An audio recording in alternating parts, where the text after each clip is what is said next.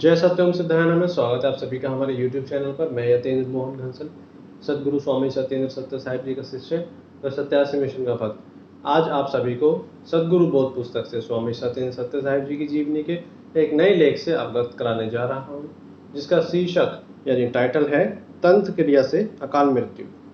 ये उस समय की बात है जब हम किराए के मकान पर प्रेम नगर में रहते थे और संभव है मैं 10वीं कक्षा में पढ़ता था।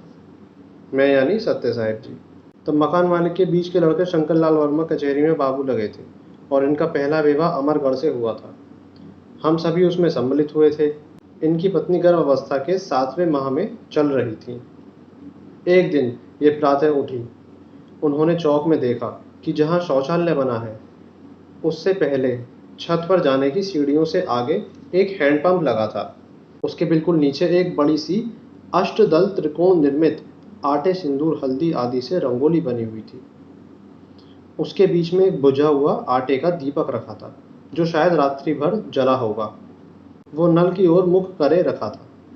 उन्होंने अपनी सास यानी कि जानकी देवी व ससुर और पति आदि को बताया। इतने वो उसका कुछ करते, उन्होंने ही एक पानी की बाल्टी से इसे वहीं की नाली में बहा दिया, झाड़ू मारकर साफ कर दिया। बस इसके कुछ देर बाद दोपहर के समय में उनकी तबीयत खराब हुई और उन्हें यहाँ के अस्पताल में ले जाया गया, पर यहाँ से उन्हें तुरंत गंभीर स्थिति में मेरठ मेडिकल में भेजने को कहा। तब मेरी माताजी व पास की चाची आदि एक कार में मेरठ के लिए रवाना हुए। इस बीच गुलावटी के रास्ते में एक साइकिल वाले से कार टकराई। उसकी साइकिल अगले शीशे को तोड़कर दूर जा गिरी। अंदर बैठी स्त्रियों के शीशे के टुकड़े लगे। वो तो अच्छा था कि जाड़े थे, इसीलिए सबने जर्सी और मोटे कपड़े पहने हुए थे, अन्यथा सब गंभीर रूप से घायल हो जाते। और वो साइकिल वाला भी बच गया था। तब सब वहाँ से मेरठ पहुँचे। वहाँ खून चढ़ा, चिकित्सा आदि हुई, पर ये वहाँ भी बच नहीं सके। न जच्चा और न ही बच्चा, यानी कि माँ और बच्चा दोनों ही मृत्यु को प्राप्त हो गए। अब उस समय उस मकान में और आसपास ऐसा कोई परिवार नहीं था जो ऐसी तांत्रिक क्रिया 5 फुटी दीवार फांदकर करता। कोई पता नहीं चला, सबने इसे संयोग मान लिया। चलो ये संयोग था। इसके अनेक वर्षों बाद मकान मालिक श्री राम प्रसाद वर्मा जी बैंक से सेवानिवृत्त होकर अपना समय गीता पाठ और शीर्षासन करते और परिचित लोगों में बैठकर व्यतीत करते थे।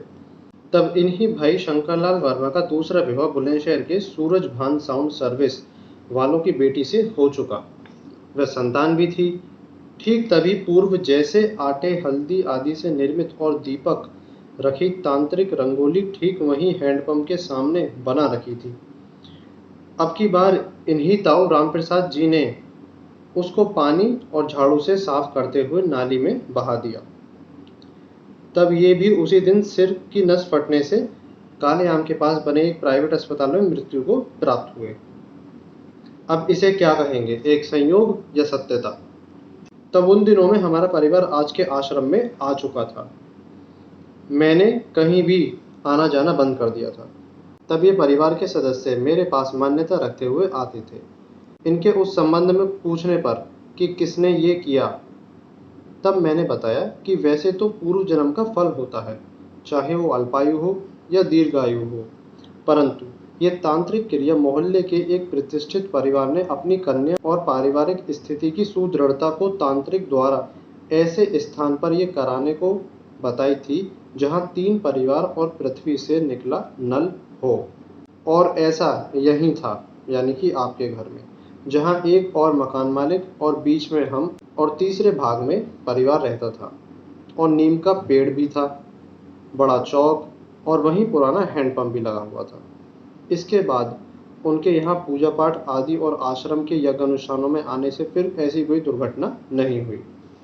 तो भक्तों, इस कथन से ये ज्ञान मिलता है, यदि ऐसी कोई तांत्रिक क्रिया जो आप अपने घर में देखें, चाहे वो दीवार पर छापे, खून के छींटे, आपके मुख्य दरवाजे पर रखा दीपक या चावल, रंगोली, सिंदूर आदि कुछ भी हो, उसे तुरंत पानी से झाड़ू मारकर साफ नहीं करें, बल्कि एक अखबार को लपेटकर लंबा सा बना लें, उसमें आग लगा दें उस चिन्ह आदि पर अपना गुरु मंत्र या कोई भी भगवान का नाम का जाप करते हुए अखबार से अपने घर से बाहर की ओर उसे हवा में 3 या 7 बार झाड़ते हुए कहें कि ये जो भी तांत्रिक क्रिया आदि है वो जिसने भी करी है उसी के घर जाए और तब शेष जलती अखबार की आग उसके ऊपर डाल दे।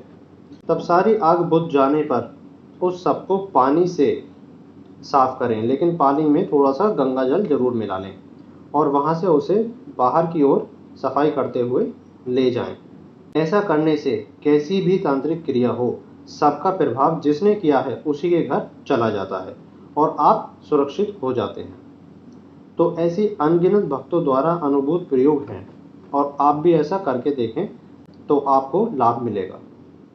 और जहाँ सदा गुरु का नाम का जाप चलता रहता है, उनके प्रति, उनके कार्यों के प्रति, उनके आश्रम के प्रति दान और सेवा दी जाती रहती हो, वहाँ सब कल्याण ही होता है। तो इस लेख से ये समझ में आता है कि यदि कोई भी तांत्रिक क्रिया आपके घर में करवाई जाती है या कहीं पे भी आप अपने घर में यदि ऐसा देखते हैं तो परेशान होने की ज़रूरत नहीं है और घबराकर उसे जल्दी से पानी से साफ करके झाड़ू मार के और बाहर नाली में न बहा दें।